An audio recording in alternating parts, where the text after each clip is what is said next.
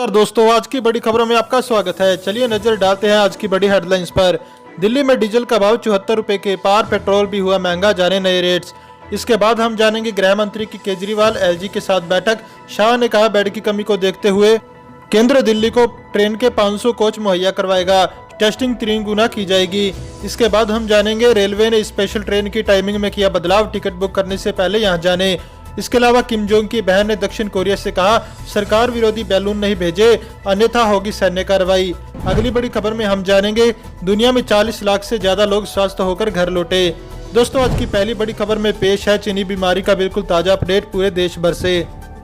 देश में कोरोना संक्रमितों की संख्या 3,21,642 हो गई है। शनिवार को एक दिन में सबसे ज्यादा 12,031 नए मरीज सामने आए।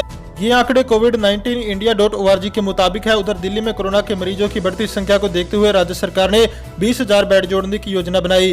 बताया जा रहा है कि इसके लिए नर्सिंग होम, होटल और बैंक्वेट हॉल का इस्तेमाल किया जाएगा। ऐसा कहा जा रहा है कि होटल और बैंक्वेट हॉल में करीब 15,000 बेड बनाए जाएंगे। वहीं 5,000 बेड 10 से 29 बेड वाले नर्सिंग होम में तैयार किए जाएंगे। इससे पहले शनिवार को केजरीवाल सरकार ने 10 से 29 बेड की कैपेसिटी वाले सभी मल्टी स्पेशलिटी नर्सिंग होम को कोविड-19 नर्सिंग अस्पताल घोषित कर दिया। सरकार के मुताबिक ऐसे सभी नर्सिंग होम को 3 दिन के अंदर कोविड मरीजों को एडमिट करने के लिए खुद को तैयार करना होगा। अगर ऐसा नहीं किया तो उनके खिलाफ कार्रवाई की जाएगी। इस पर मुख्यमंत्री केजरीवाल ने रविवार सुबह ट्वीट कर कहा राज्य सरकार के इस फैसले से 5,000 से ज्यादा बेड कोरोना मरीजों के लिए मिल सकेंगे। कुछ दिनों में हमारे अफसर नर्सिंग होम के मालिक से बात कर उनकी समस्याओं को भी दूर करेंगे। चलिए बढ़ते हैं अगली बड़ी खबर की ओर।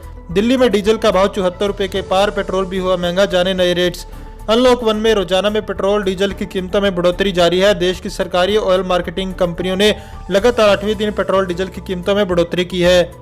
सरकारी तेल कंपनी इंडियन ऑयल की वेबसाइट पर दिए गए रेट्स के मुताबिक रविवार को राजधानी दिल्ली में 1 लीटर पेट्रोल के दाम 62 पैसे बढ़े। इस बढ़ोतरी के साथ दिल्ली में 1 लीटर पेट्रोल का दाम 75 रुपए 78 पैसे हो गया। वहीं डीजल के दाम 64 पैसे बढ़े। अब दिल्ली में 1 लीटर डीजल की कीमत 74 रुपए 3 पैसे प्रति लीटर हो गई है। 8 दिनों में पेट्रोल 4 रुपए 52 पैसे प्रति लीटर और डीजल 4 रुपए 64 पैसे प्रति लीटर महंगा हो चुका है। चलिए जानते हैं अगली बड़ी खबर में क्या है। गृह मंत्री की केजरीवाल एलजी के साथ बैठक। शाह ने कहा बेड की कमी को देखते हुए केंद्र दिल्ली के ट्रेन के 500 कोच मुहैया करवाएगा, टेस्टिंग 3 गुना की जाएगी। दिल्ली में कोरोना संक्रमितों की संख्या तेजी से बढ़ रही है। इसे देखते हुए केंद्रीय गृह मंत्री अमित शाह ने दिल्ली के उपराज्यपाल अनिल बैजल और मुख्यमंत्री अरविंद केजरीवाल के साथ रविवार को करीब 1.5 घंटे तक चर्चा की। इसके बाद अमित शाह ने कहा कि बेड की कमी को देखते हुए मोदी सरकार दिल्ली को ट्रेनों के 500 कोच मुहैया कराएगी। बैठक में स्वास्थ्य मंत्री डॉक्टर हर्षवर्धन, एम्स के डायरेक्टर रणदीप गुलेरिया और दिल्ली के डिप्टी सीएम मनीष सिसोदिया भी मौजूद थे। इस बैठक में 5 अहम फैसले लिए गए। दिल्ली के कंटेनमेंट जोन में कॉन्टैक्ट ट्रेसिंग का पता लगाने के लिए घर घर जाकर हर व्यक्ति का व्यापक स्थायी सर्वे करवाया जाएगा। रिपोर्ट 1 हफ्ते में आएगी। मॉनिटरिंग बेहतर हो इसके लिए हर व्यक्ति के मोबाइल में आरोग्य सेतु ऐप डाउनलोड करवाया जाएगा। 2 दिन में कोरोना टेस्ट 2 गुना और 6 दिन में 3 गुना किए जाएंगे। केंद्र के 5 वरिष्ठ अधिकारी दिल्ली सरकार में तैनात किए जाएंगे जो हालात पर नजर रखेंगे। प्राइवेट अस्पतालों के 60% बेड केंद्र सरकार लेगी और उनके रेट भी सरकार तय करेगी। आइसोलेशन वार्ड में बदले गए रेलवे के 500 कोच दिल्ली को दिए जाएंगे। इनमें 8,000 बेड होंगे। चलिए जानते हैं अगली बड़ी खबर में क्या है। 30 जून के बाद बदल जाएगा एटीएम से कैश निकालने का ये नियम, जाने इसके बारे में। कोरोना वायरस के मद्देनजर देश भर में लॉकडाउन के ऐलान के तुरंत बाद वित्त मंत्री निर्मला सीतारमण ने 24 मार्च को बताया कि एटीएम चार्जेस को 3 महीने के लिए हटाया जा रहा है। वित्त मंत्री के इस ऐलान के बाद एटीएम कार्ड होल्डर्स की ये सुविधा मिली है कि वो किसी भी बैंक के एटीएम से कैश निकाल सकेंगे। इसके तहत उन्हें अतिरिक्त ट्रांजैक्शन के लिए कोई चार्ज नहीं देना होगा। यह छूट अप्रैल, मई और जून महीने के लिए ही थी। चूंकि इस छूट की डेडलाइन अब खत्म हो रही है, वित्त मंत्रालय का ये बैंकों की तरफ से इसे आगे जारी रखने के बारे में कोई जानकारी नहीं आई। इस ऐलान के साथ वित्त मंत्री ने बैंक सेविंग अकाउंट में औसत न्यूनतम बैलेंस रखने की बाध्यता को भी 3 महीनों के लिए हटाने का ऐलान किया था। हालांकि भारतीय स्टेट बैंक ने 11 मार्च को ही अपने ग्राहकों के लिए न्यूनतम बैलेंस रखने की अनिवार्यता का खत्म कर दिया था। वित्त मंत्री ने आगे यह भी ऐलान किया कि किसी भी तरह डिजिटल ट्रांजैक्शन को भी घटाया जा रहा है। बात करेंगे आज की अगली बड़ी खबर की। LIC की खास पॉलिसी, एक बार पैसे लगाकर मिलेगी 65,000 रुपए गारंटीड पेंशन, जानिए इसके बारे में सब कुछ। LIC देश की सबसे भरोसेमंद बीमा कंपनियों में से एक है। LIC की पॉलिसी में निवेश करने पर ग्राहकों को अलग अलग फायदे मिलते हैं। इसलिए आज हम आपको LIC की जीवन शांति स्कीम के बारे में बता रहे हैं। इसकी खासियत यह है इसमें मिलने वाली पेंशन। यह पॉलिसी ग्राहकों को पेंशन के जरिए भविष्य की सुरक्षा प्रदान करती है। इस पॉलिसी की खासियतों के बारे में मान लीजिए कि 50 वर्ष का कोई व्यक्ति 10,18,000 रुपये पॉलिसी में लगाता है तो उसे तुरंत 65,600 सालाना की पेंशन मिलने लगेगी।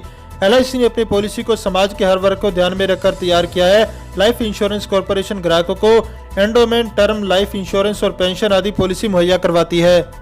चलिए जानते हैं अगली बड़ी खबर में क्या है। रेलवे ने स्पेशल ट्रेन की टाइमिंग में किया बदलाव, टिकट बुक करने से पहले यहाँ जाने। स्पेशल ट्रेन से यात्रा करने वाले यात्रियों के लिए बड़ी खबर है। भारतीय रेलवे ने कोरोना वायरस संकट के बीच चलाई जा रही नई दिल्ली डिब्रूगढ़ राजधानी स्पेशल ट्रेन की टाइमिंग में बदलाव किया है। रेलवे ने अखबार में विज्ञापन जारी कर यात्रियों को इसकी जानकारी दी। ट्रेन संख्या 02424, 02423 नई दिल्ली डिब्रूगढ़ नई दिल्ली राजधानी स्पेशल अब नई दिल्ली से 4:10 पर चलेगी, जो पहले 4:45 पर चलती थी। रेलवे के मुताबिक नई टाइमिंग 17 जून से प्रभावी होगी। बता दें कि कोरोना लॉकडाउन के बीच 12 मई को रेलवे ने 15 जोड़ी राजधानी एक्सप्रेस स्पेशल ट्रेन चलाने का फैसला किया था, जो अभी भी चल रही है। रेलवे ने कहा सर्वसाधारण को सूचित किया जाता है कि रेलवे द्वारा रेलगाड़ी संख्या 02424, 02423 नई दिल्ली डिब्रूगढ़ नई दिल्ली राजधानी स्पेशल के समय में नई दिल्ली एवं डिब्रूगढ़ से परिवर्तन करने का निर्णय लिया गया है, जो दिनांक 17/6/2020 से प्रभावी होगा। किसी भी जानकारी के लिए रेलवे पूछताछ नंबर 139 या रेलवे की वेबसाइट www.inquiry.indianrail.gov.in पर संपर्क करें। बात करेंगे आज की अगली बड़ी खबर की। 7 सप्ताह में 10वीं डील, अब जियो प्लेटफॉर्म्स में एल कैटरॉन करेगी 1,894 करोड़ रुपए का निवेश। दुनिया के सबसे बड़ी consumer focus private equity firm ने जियो प्लेटफॉर्म में 0.39% स्टेक के लिए 1,894 करोड़ रुपए निवेश करने का ऐलान किया है। इसके साथ ही अब रिलायंस इंडस्ट्रीज की डिजिटल यूनिट जियो प्लेटफॉर्म्स को 7 सप्ताह के अंदर 10वां निवेश मिला है। कैटरॉन के साथ इस डील के ऐलान के बाद रिलायंस इंडस्ट्रीज ने जियो प्लेटफॉर्म्स की 22.38% स्टेक बेचकर 1 लाख करोड़ रुपए से अधिक पूंजी जुटा ली है। भारत में 200 से ज्यादा इन्वेस्टमेंट। इन स्टेक सेल से जियो प्लेटफॉर्म्स के पास अब तक 1,04,326.65 करोड़ रुपए आए हैं। एल कैटरॉन ने भारत के प्रमुख कंज्यूमर ब्रांड्स में 200 से ज्यादा इन्वेस्टमेंट किया है। चलिए जानते हैं अगली बड़ी खबर में क्या है। कोरोना संकट के बीच निवेशकों ने गोल्ड ETF में लगाए 815 करोड़ रुपए। जाने क्यों गोल्ड में निवेश कर रहे लोग। कोरोना वायरस संकट के चलते शेयर बाजार में उतार चढ़ाव के बीच मई में गोल्ड एक्सचेंज ट्रेडेड फंड में 815 करोड़ रुपए का निवेश आया। इसकी वजह यह है कि निवेशक अब निवेश के सुरक्षित विकल्पों की ओर रुख कर रहे हैं। पिछले साल इस श्रेणी का प्रदर्शन अन्य संपत्तियों की तुलना में बेहतर रहा। अगस्त 2019 से गोल्ड ETF में कुल 3,299 करोड़ रुपए का निवेश आया। Association of mutual funds in India के ताजा आंकड़ों के अनुसार मई गोल्ड ETF में शुद्ध निवेश 815 करोड़ रुपए रहा। अप्रैल में इसमें 731 करोड़ रुपए का निवेश आया था। हालांकि मार्च में इससे 195 करोड़ रुपए की निकासी हुई थी। इससे पहले फरवरी में इसमें 1,483 करोड़ रुपए और जनवरी में 202 करोड़ रुपए का निवेश आया था। पिछले साल दिसंबर में इसमें 27 करोड़ रुपए और नवंबर में 7.68 करोड़ रुपए का निवेश आया था। अक्टूबर में निवेशकों ने श्रेणी से 31.45 करोड़ रुपए की निकासी की थी। चलिए जानते हैं अगली बड़ी खबर में क्या है। कोविड-19 वैक्सीन की 40 करोड़ डोज यूरोप को सप्लाई करेगा एस्ट्राजेनेका। ब्रिटिश दवा कंपनी एस्ट्राजेनेका PLC ने कोरोना वायरस के खिलाफ अपने संभावित टीके को आपूर्ति करने के लिए यूरोपीय सरकारों के साथ एक अनुबंध पर हस्ताक्षर किया। यह समझौता वैक्सीन की 40 करोड़ डोज की आपूर्ति के लिए किया गया, जिसे यूनिवर्सिटी ऑफ ऑक्सफोर्ड विकसित कर रही है। कंपनी का कहना है कि वह वैक्सीन उत्पादन का विस्तार करने पर विचार कर रही है। इसका कहना है कि महामारी के दौरान वैसे बिना लाभ कमाई उपलब्ध कराएगी। इसकी आपूर्ति इस साल के आखिरी में शुरू होने की संभावना है। यूरोप के एक्सक्लूसिव वैक्सीन अलायंस द्वारा हस्ताक्षरित यह पहला समझौता है। फ्रांस, जर्मनी, इटली और नीदरलैंड द्वारा गठित इस समूह का मकसद सभी सदस्य देशों के लिए जल्द से जल्द वैक्सीन हासिल करना है। कंपनी के मुख्य कार्यकारी अधिकारी पास्कल सोरियट ने पत्रकारों से कहा, यह सुनिश्चित करेगा कि यूरोप में लाखों लोगों के पास इस वैक्सीन की पहुंच होगी। अगर यह काम करता है तो हमें गर्मी के अंत तक पता चलेगा। उन्होंने कहा कि उन्हें उम्मीद है कि यह प्रारंभिक आंकड़ों के आधार पर काम करेगा। अगली बड़ी खबर में क्या है, आइए जानते हैं। टैक्स बचत के लिए जून तिमाही में किया है निवेश तो ITR दाखिल करते समय यहां देना हो गया ब्यूरो। केंद्र सरकार ने लॉकडाउन के कारण टैक्स सेविंग स्कीम में निवेश नहीं कर पाए लोगों को राहत दी है। सरकार ने आयकर कानून की धारा 80C यानी लाइफ इंश्योरेंस PPF या NSSC 80D यानी हेल्थ इंश्योरेंस और दान करके ATG समेत अन्य सैंक्शन के तहत ली जाने वाली छूट के लिए निवेश की तारीख 30 जून 2020 तक कर दी है। आसान शब्दों में समझे तो आप टैक्स बचत योजनाओं में 30 जून 2020 तक निवेश कर पिछले वित्त वर्ष की आय में टैक्स छूट का लाभ ले सकते हैं। सभी नई RTR फॉर्म में जोड़ दिया गया है शेड्यूल DI का कॉलम। केंद्रीय प्रत्यक्ष कर बोर्ड के मुताबिक अगर आपने पिछले वित्त वर्ष का टैक्स बचाने के लिए 1 अप्रैल 2020 से 30 जून 2020 के बीच निवेश किया है तो इसकी जानकारी शेड्यूल्ड डिलेट इन्वेस्टमेंट से अलग में देनी होगी। बात करेंगे आज की अगली बड़ी खबर की। किम जोंग की बहन ने दक्षिण कोरिया से कहा सरकार विरोधी बैलून नहीं भेजिए अन्यथा होगी सैन्य कार्रवाई। उत्तर कोरिया के राष्ट्रपति किम जोंग उनकी प्रभावशाली बहन किम योंग जोंग दक्षिण कोरिया पर लगातार सैन्य कार्रवाई की धमकी दे रहे हैं। वह दक्षिण कोरिया के कार्यकर्ताओं पर सीमा पार से प्योंगयांग विरोधी पर्चे भेजने का आरोप लगा रही है। किम योंग जोंग ने शनिवार को दक्षिण कोरिया का दुश्मन बताते हुए उसे चेतावनी दी कि वह जल्द ही सीमा पर एक बेकार या मतलब के अंतर कोरियाई संपर्क कार्यालय को बंद करने जा रहा है। उसने कहा कि उत्तर कोरिया की सेना उत्तर कोरियाई लोगों को टारगेट करने वाले दक्षिण कोरियाई कार्यकर्ताओं के प्रचार अभियान के लिए जवाबी कार्रवाई करेगी। उसने आधिकारिक उत्तर कोरियाई सेंट्रल न्यूज एजेंसी के माध्यम से दिए गए एक बयान में कहा कि हमारे सर्वोच्च नेता हमारी पार्टी और राज्य द्वारा अधिकृत शक्ति का प्रयोग करके मैंने दुश्मन के साथ मामलों के विभाग के प्रभारी को अगली कार्रवाई करने के लिए निर्देश दिया है। बात करेंगे आज की अगली बड़ी खबर की। दुनिया में 40 लाख से ज्यादा लोग स्वस्थ होकर घर लौटे। पूरी दुनिया में कोरोना वायरस से मरने वालों की संख्या लगभग 4,30,000 है।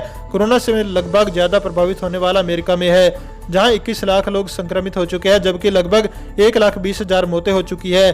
दुनिया भर में 40 लाख से ज्यादा लोग ठीक होकर अपने घर जा चुके हैं। यह आंकड़ा दुनिया भर में कोविड-19 से संक्रमित लोगों का 51% से ज्यादा है। अब तक करीब 78 लाख लोग प्रभावित।